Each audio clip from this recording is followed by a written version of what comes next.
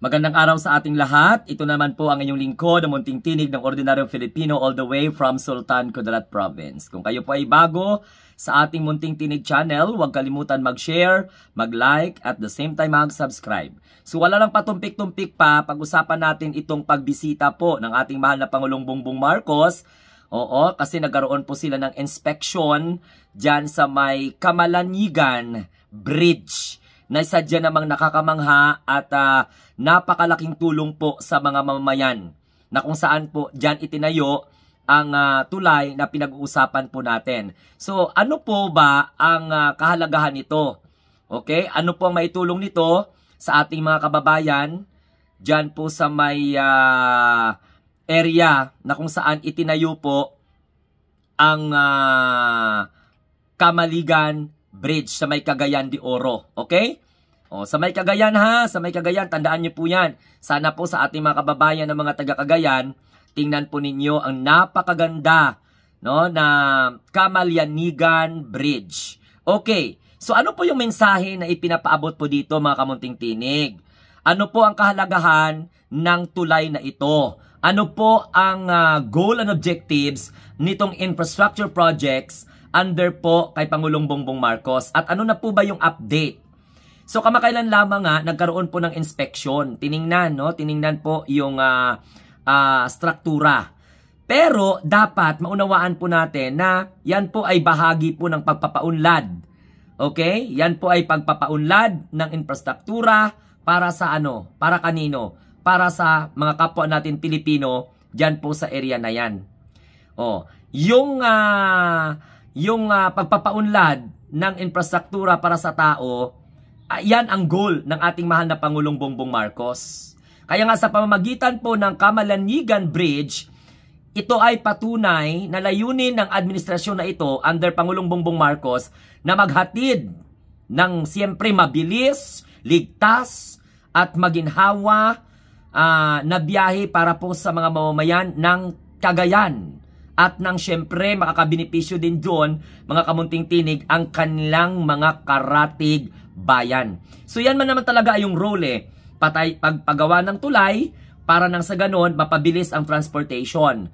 Mapaayos ang paghatid ng mga produkto at serbisyo sa mga tao. Madali lang kasi yung development, yung progress and development, napakadali maabot po kapag maayos po ang tulay o infrastructure projects na gagawin po ng gobyerno. So ito, nakita natin na tong siya po ay sa video in-inspect, makapagsabi po tayo na talagang it's a milestone, no?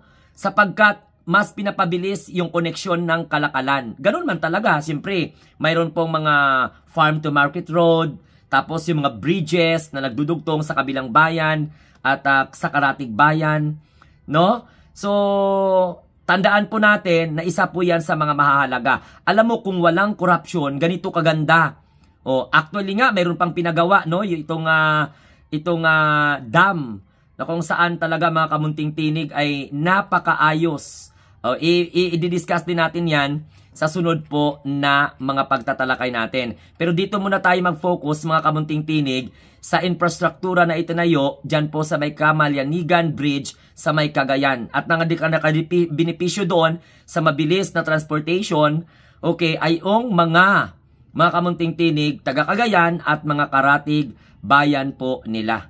So, mas mapapabilis ang koneksyon sa kalakalan mula halos, mantakin nyo guys, Santissima Trinidad, halos magiging 20 minuto na lang ang biyahe mula Apari hanggang Balesteros. So, malaking tulong po yan para sa ano, kasi may mga mahigit pala na mga 6,000 mga biyahero ang dumadaan sa mga lugar na yan. So, araw-araw sa tulay na yan, araw-araw mga 6,000 na mga biyahero ang dumadaan dyan at sa mas mabilis na pagdadala ng mga produkto mula po sa kanilang papuntang Apari Airport. So ang dugtong Cagayan tapos Apari. So 20 minutes na lang yung travel. Okay? So ito ay ang bunga ng dunong ng ating mahal na presidente. Kapag ang isang pangulo nag-iisip ng para sa kapakanan ng taong bayan, mapabilis ang transportation, mapabilis ang paghakot ng mga kalakal, paglabas-pasok ng mga tao for business purposes, connectivity, yan din ang isa sa mga masasabi nating milestone sa proyekto na ito. Sapagkat mantakin mo kung ilang oras ka mag-travel, abay papunta ng Apare, mula po dyan sa may Ballesteros, papunta ng Apare, hindi po naman basta-basta. Halos 6,000 po ng mga biyahero ang mga dumadaan dyan. So yung mga 6,000 biyahero na yan, madadagdagan pa yan sapagkat mapapabilis po ang kanilang rota. Magiging 20 minutes na lang, marating mo na po ang Apare Port. So, sa pamumunong may malasakit at integridad. Kasi makita naman talaga natin, napaka world class, napakaganda. Yan doon mo makikita na ang Pangulo, ang gobyerno na ito ay may malasakit at integridad. So, sa kanilang inspeksyon ng tulay, the President emphasized the importance of what we call this use of public funds or pondo ng bayan. Kaya nga binigyan diin po ng ating mahal na Pangulo na kapag pinapabigyan lang ng halaga ang pondo ng atawag nito, binigyang diin ng ating mahal na Pangulo pala yung mga kinakailangan na pahalagahan ng tama ang paggamit ng pondo ng bayan. So, ayun, nakakuha po ng recognition ang mabilis or napagawa at malinis at mahusay. Ayon po yan sa kanilang inspection. So, mantakin mo, dumaan yung lindol. Pero okay. So, ganun naman talaga ang gusto ng ating mahal na Pangulo na bawat sentimo ay mapupunta po sa tama. Kaya nga sabi ko talaga dapat national government or Office of the President na lang mamahala. Kasi pag national government, walang problema. Projects, okay? Yung priority ba na infrastructure project ng Executive Department, nagagampanan nila yung responsibilidad nila sa paggamit ng tama sa pondo.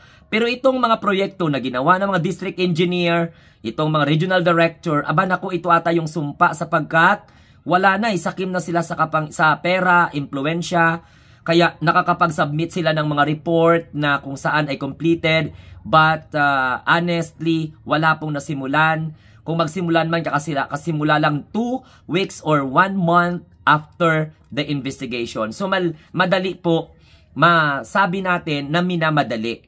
Kaya alam mo sa totoo lang, kung ang Pangulo ay may malasakit at talagang ginagawa yung kapakanan ng bayan, ito po ang mga mangyayari.